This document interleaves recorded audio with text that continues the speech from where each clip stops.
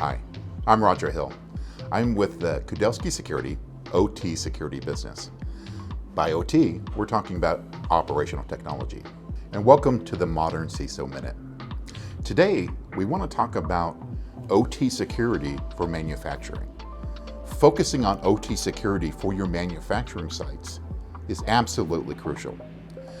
So for example, if you look across your organization is producing products, you're manufacturing those products, and you're selling those products in the market. Having supply chain issues and or a stoppage of production due to a cyber attack can actually break the lifeline of your business. I often get asked, where do I start? So if you're just starting this journey, often you will approach this in the same way that you do with other lines of your business. And that is first assessing the current state of your business functions. So for example, doing a maturity assessment of your overall OT security program is a great place to start.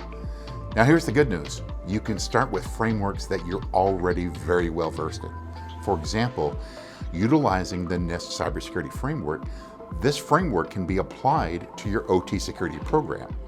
The approach of this is much more focused on specific aspects of your OT systems.